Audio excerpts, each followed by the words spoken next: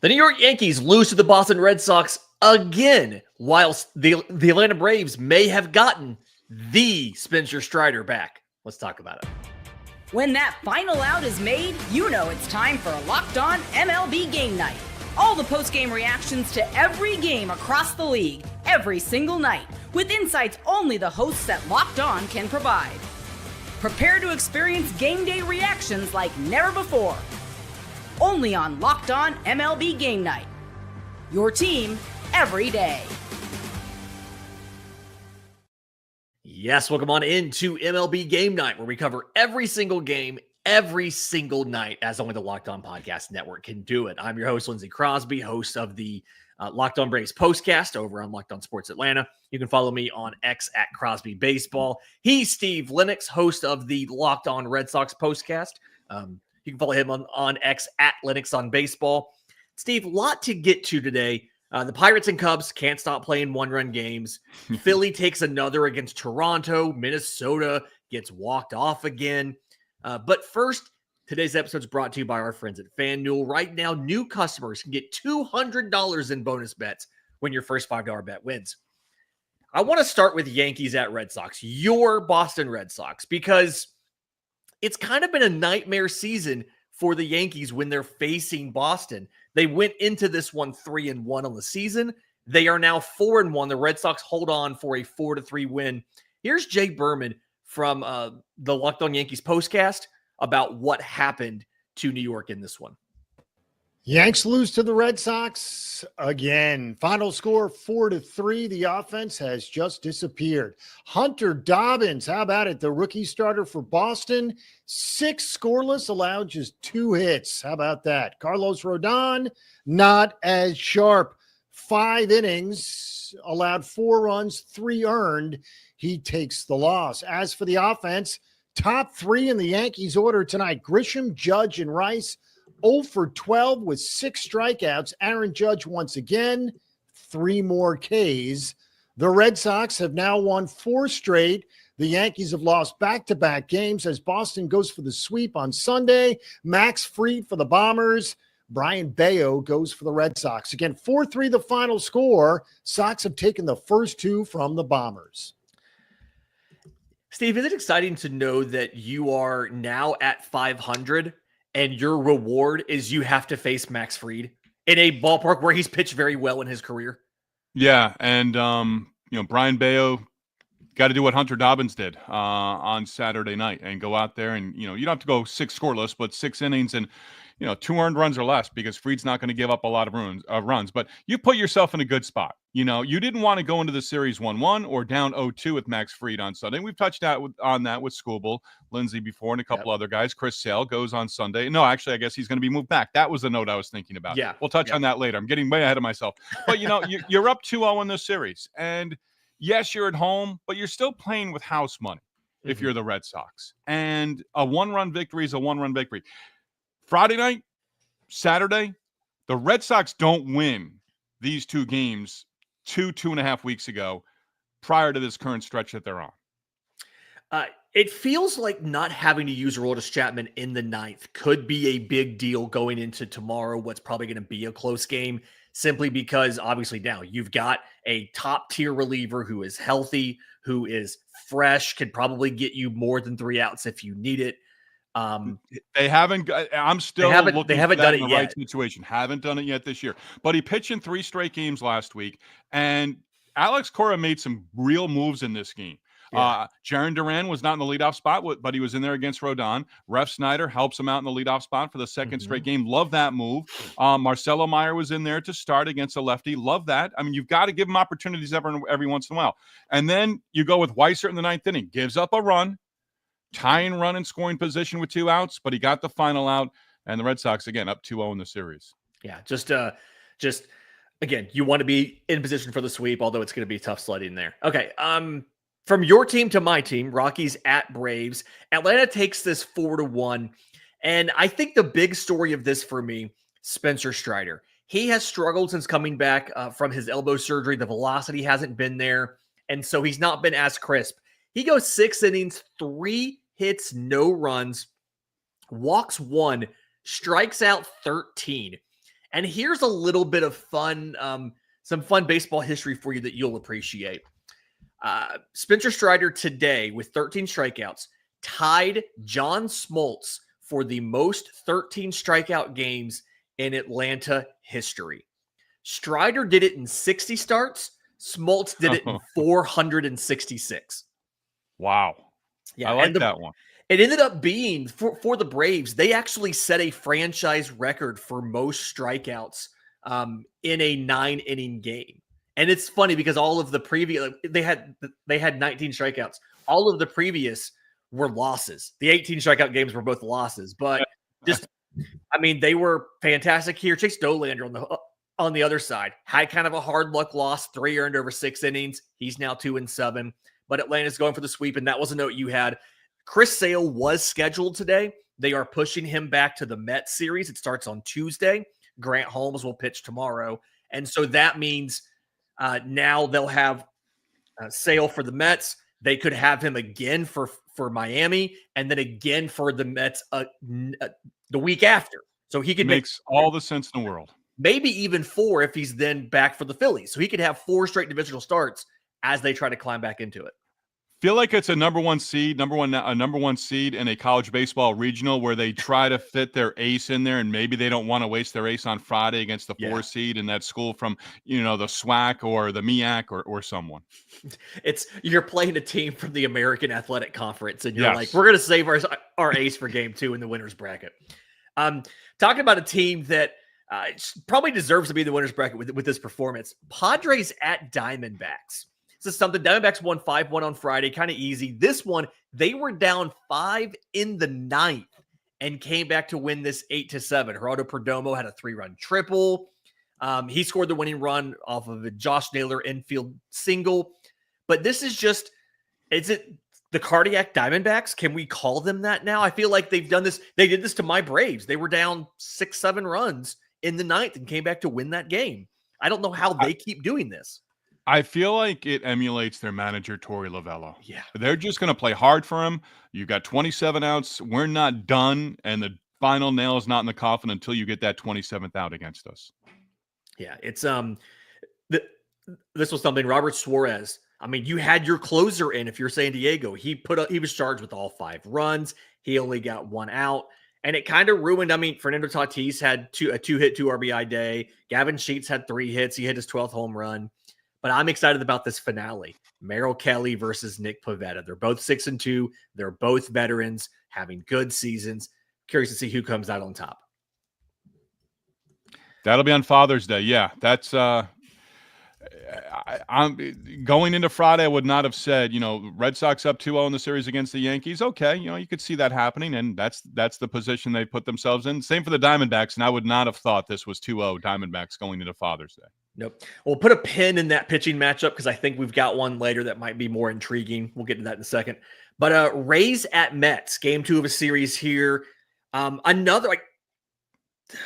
was the story from Friday was 6 runs in the 6th inning for the Rays to win 7-5. This was 5 runs in the 4th inning. The Rays win 8-4. Yandy Diaz had a RBI single in the 4th, an RBI triple in the 6th. Taylor Walls had 2 doubles. All of that. Drew Rasmussen was great. Is a little bit of concern here for the Mets, or is this just you have a bad series every now and then? They were bound to have one. They're still in first place. Let's not overthink it. I agree. But Met fans right now have that pointer finger right next to the panic button. It's right there. They're ready to go. They're ready to hit the panic button.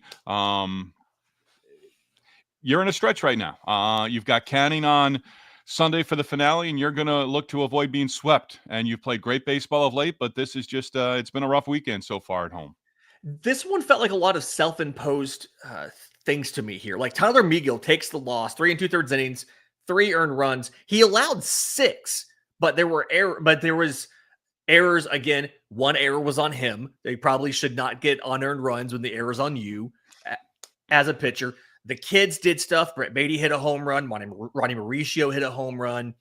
It just kind of feels like, when Soto goes 0 for 4, Alonso goes 1 for 4, and it's a single. Like you're not really going to make things happen when that's what you're getting from the heart of your lineup. And Carlos Mendoza, his quotes after the game were blunt with McGill. He was making non-competitive pitches, and he'll do that every once in a while. He gets in a jam, and he's all a of a sudden fifth starter. And he gets in between his own ears, and all of a sudden it just sort of snowballs, and he can't get out of his own way. Yeah. All right. Final one of this segment here. Blue Jays at Phillies. Philly gets 4 hits and still wins 3-2. Just absolutely wild how this happens. Here's our buddy Connor Thomas, again, one of our favorites, with his thoughts on the victory. Well, it ain't going to win any awards for Best Picture, but the Phillies take down the Toronto Blue Jays. They've won the series, a 3-2 final. I'm Connor Thomas, your host of Locked On Phillies. And, 2 of the Phillies' 3 runs came on like hit by pitch or walks. Hey, take what you get, I guess. And Max Kepler, a big home run to put him up late.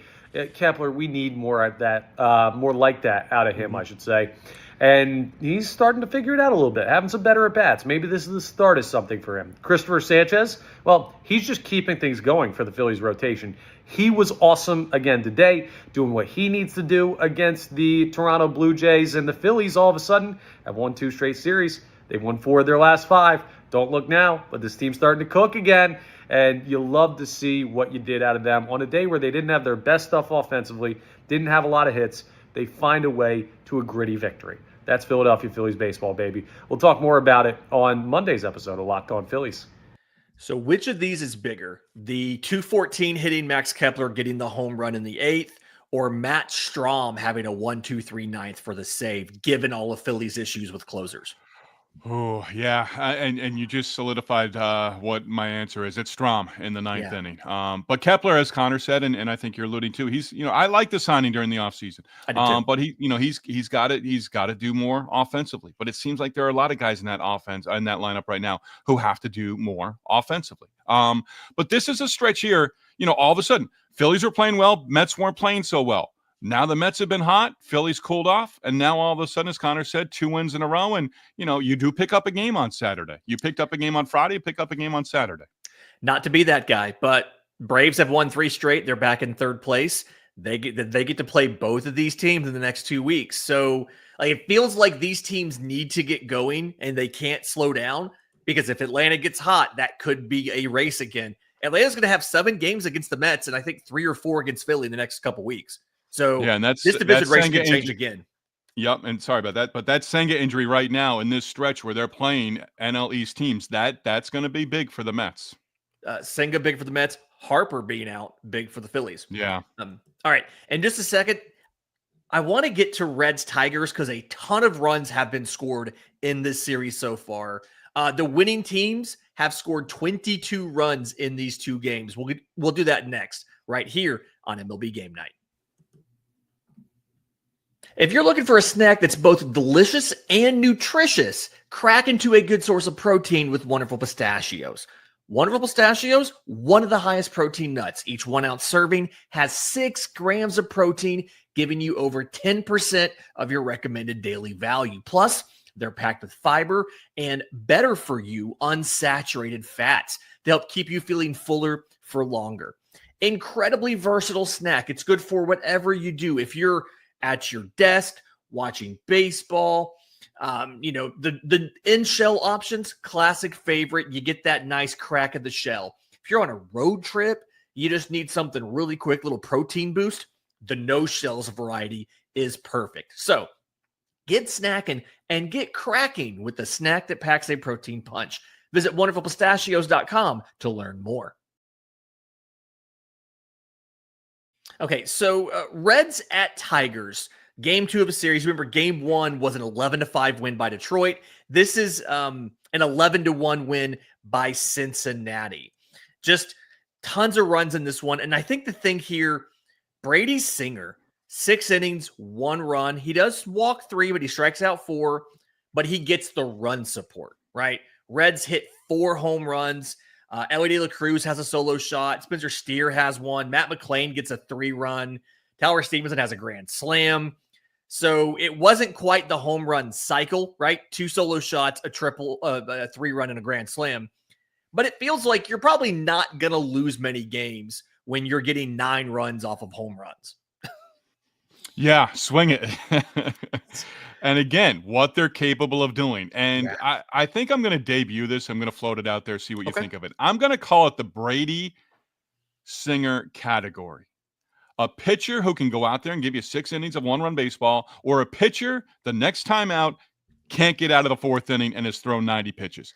He's going to lead that category. There are a ton of them in baseball. Your guy, Bryce Elder, he might be in that category.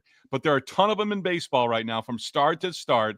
Inconsistent. But Singer did it with the Royals. Now he's doing it with the Reds. I love him. I saw him pitch in college at Florida. I love this guy, how he attacks, but sometimes he just doesn't have it. He had it on Saturday. In that category, and you called this yesterday, Jack Flaherty, 4 2/3, another one. 5 hits, 7 runs. He walks 5. He allows 3 of those 4 home runs, takes 94 pitches, less than 60 strikes, and doesn't make it out of the 5th. Like, he's another guy in that Brady Singer category. He's a Singer starter. There you go. He's a Singer starter. There you go. So the finale here, Sawyer Gibson Long versus Wade Miley on Sunday. Really curious to see what happens on that. First 1 to 10 wins. First 1 to 10. There you go. All right, Pirates at Cubs, game 3 of a 4-game set. All of these games have been one-run games, including this one. This one's a 2-1 victory by Chicago. They're now up 2-1 in the series. We've got a couple different notes here. First one is from Sam Olber, our buddy Sam from Locked On Cubs, with his thoughts on the victory. Typically after a win like this, you guys know I'd say, hey, these are the games you got to get. Keep grinding them. Low scoring, tight games. That's how you have to win in October. And even I'm a bit underwhelmed after this one. I'm Sam Olber from the Locked On Cubs podcast, and Matthew Boyd was tremendous. Him and Jamison Tyone continue to be 2 of the most valuable pieces on this club. Dansby was really struggling. He needed that game-winning solo homer in the 6th inning, but this offense right now, I compared it to going to the dentist and having them fill a cavity and you're just not all the way numb yet. I mean, it's just been brutal. It's been brutal to watch here now. I really thought that today could be a get-right day. I know the conditions aren't great. I know it's tough to hit. Wrigley's playing just so small. 2-1 yesterday, 2-1 today, 3-2 Thursday. I get it. But you got to find a way to produce more runs. I'm glad they got the win. It's always better to win and learn and not have to learn after a loss, but this team needs to get going offensively quickly, or the trade deadline conversation is going to be very different. It's not going to be just pitching. They're going to have to figure out a way to add a bat if this offense continues like this. I don't think they will. I think they'll get hot again. I believe in these guys, but my goodness gracious, has it been a struggle to watch this offense, and that's about as negative as I'll be after a win. I'm still happy. It's always a good day when the Cubbies win, but this offense right now, yeesh. 11 combined hits in this one, 2 for extra bases. Both of them are solo shots. It's Andrew McCutchen off of Matthew Boyd in the 1st, Dansby Swanson in the 6th. That ends up being the winning run there. But everything else is just singles. And it felt like, to Sam's point, just really struggling to find offense in Wrigley. And part of me wonders how much of that's Wrigley, how much of that is just the team is cold right now. Yeah, I think you could probably, I mean, Pete Crow Armstrong was at such a high level in terms of production. And Suzuki's been terrific as well for them offensively. But they were going to taper off just a little bit. And it's just a matter of getting hot. I mean, it changes to, a new week starting on Monday. And it could be a whole different Sam Olber for the upcoming week of the offense is back or the Cubs. There you go. Flip side of this one, as we like to do, here's Gary from Locked On Pirates with his thoughts on just some of the struggles you saw here. Daniel Palencia, was hittable in the 9th, but still gets the save, and just some of the struggles that Pittsburgh had trying to get offense here. Well, the Cubbies returned the favor today. 2-1, they beat the Pittsburgh Pirates. Didn't take extras on their part, though. Just one big swing off of Ryan Barecki. I'm Gary from Locked On Pirates. Mike Burrows was really good in this one. Went 5 1/3. I'm not exactly sure why they decided to pull him out of this game. It seems to be 81 pitches. A break on where they want to go with Burrows, and I'm starting to question the wisdom of playing ONeal Cruz in the leadoff spot against left-handed pitching. I can make an excuse for it when he's right-handed. Left-handed, he's not even hitting 200. And really, that's not just like a recency bias thing either. He hasn't been hitting even 200 against lefties. Until they have that sorted, I see no reason to continue to play him at the top of the lineup, especially when you probably have some better options there. Something that this team really does need to consider. Finale tomorrow, Keller, another one who's been hard done by with absolutely no run support. Let's see if the Pirates can change the fortunes for one of their good pitchers, huh? Before we move on from this one, 123 batting average for ONeal Cruz versus lefties. I'll give you, guess what the first number of his OPS is. Oh, 3? 481. He has a 481 OPS, a 231 slug against lefties. You got to find a different leadoff hitter against lefties. He's the Red Sox right. did it. The Red Sox did it with Duran on Saturday. I loved it. It was a completely different lineup. And, again, it doesn't have to be every single game, but just against those tough lefties, see what works. Because at this point in time, you got to start throwing things at the wall and seeing what sticks. Yep. All right. Guardians at Mariners. Frustrating loss for Cleveland. Here is let's hear from the guys from Locked On Guardians, because you have to hear it. They're not thrilled. There's a saying in baseball that it's not about who you play, it's about when you play them. For the Guardians, it seems about who they're playing every time can outscore them, no matter what. This is Justin Latta of Locked On Guardians. The Mariners were losers of 8 of 9. One of the most anemic offenses in baseball. Guardians are like, hey, hold my beer. I can do that too. Seems like the Guardians, whoever they play, it is their time to break out of a slump, because the Guardians pitching is just fine, but the Guardians can't out-hit anybody. They had an 11-run outburst against the Reds earlier in the week.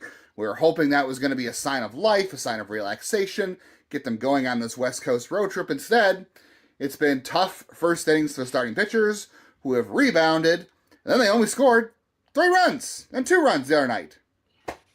The Mariners are one of the worst offenses in baseball. They have been.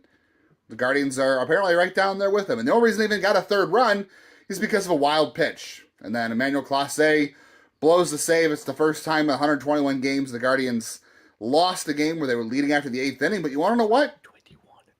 You should be able to outscore the Seattle Mariners if you're going to be a playoff team to be any good. You're going to have to. You can't score 3 runs and expect to beat most teams in Major League Baseball. Good starting pitching again. Good bullpen work until Emmanuel Clase. Jose Ramirez hit a home run.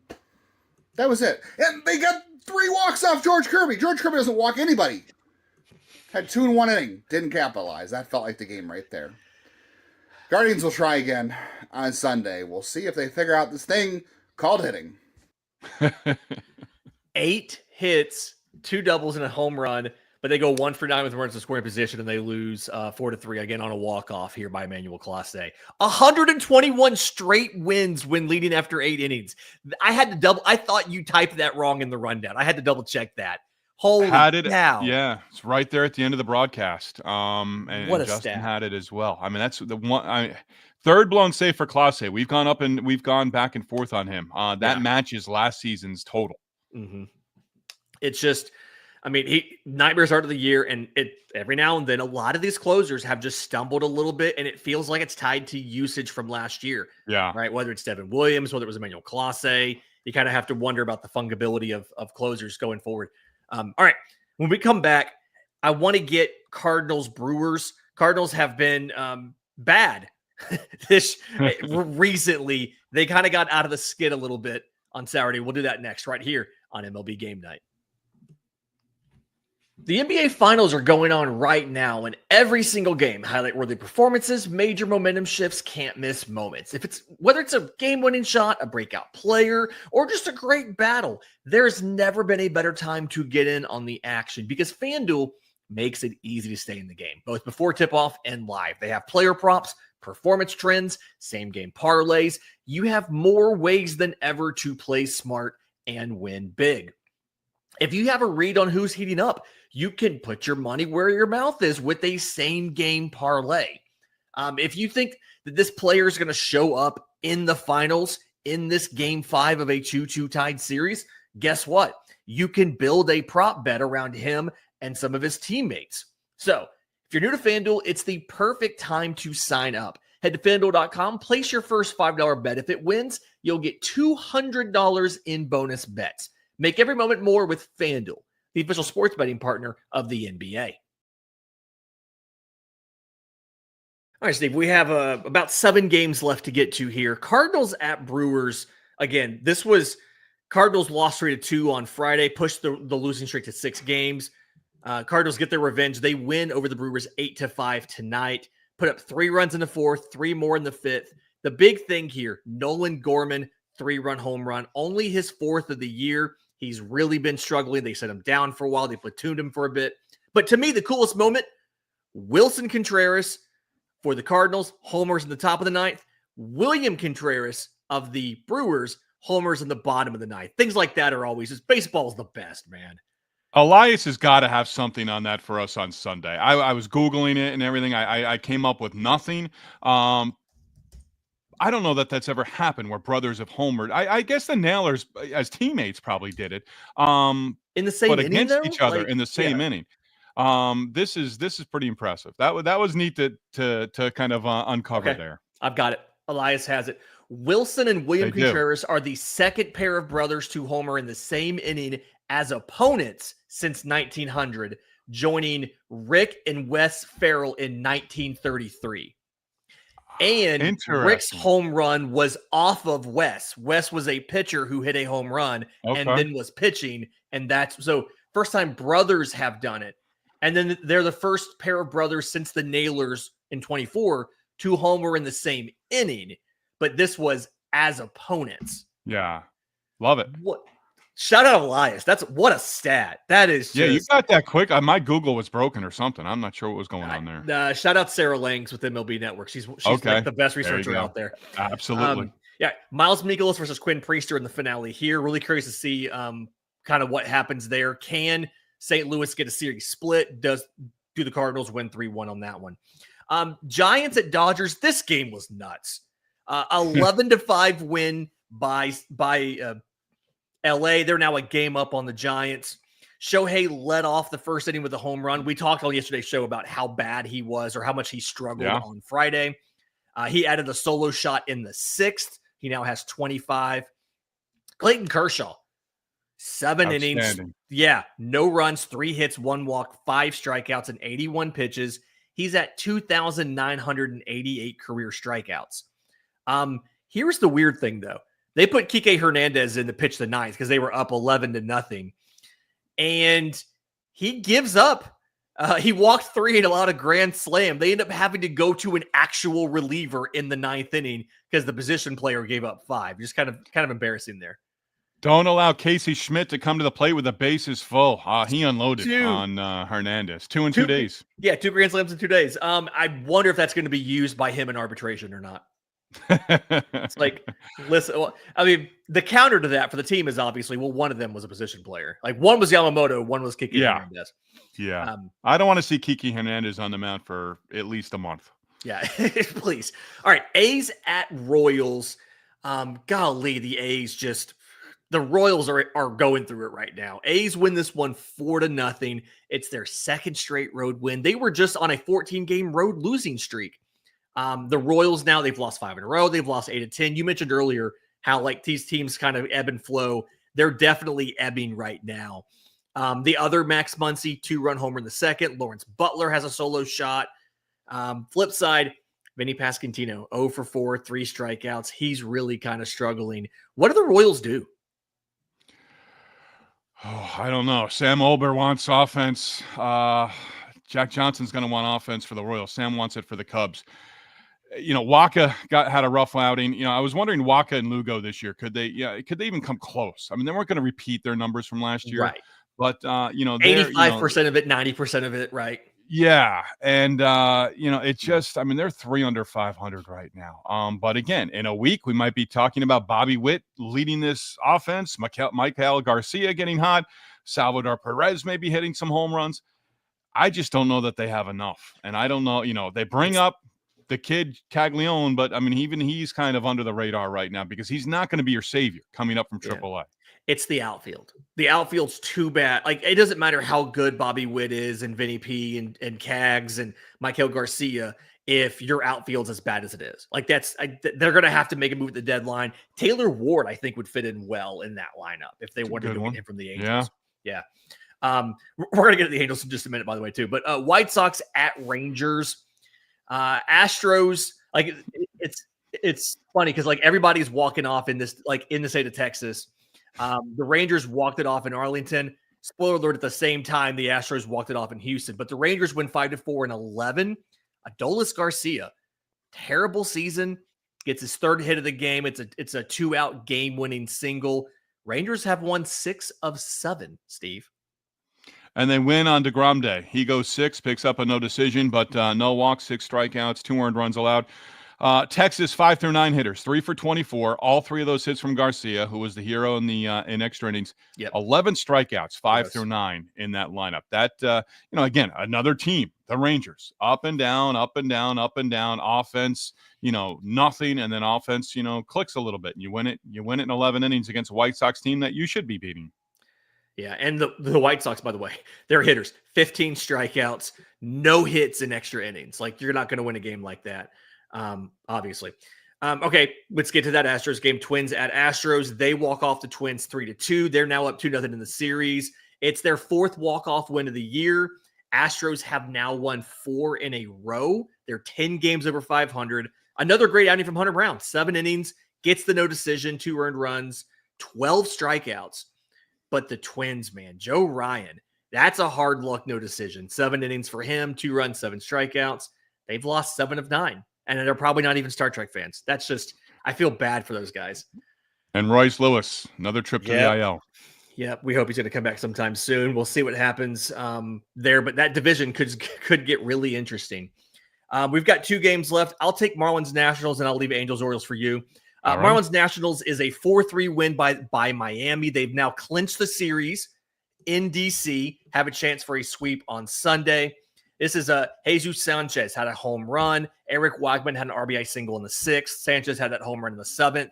Nationals picked up 2 runs in the 9th. Wild pitch and an error. I haven't looked. I'm going to guess C.J. Abrams was involved in the error somehow. But Nationals have lost 7 in a row.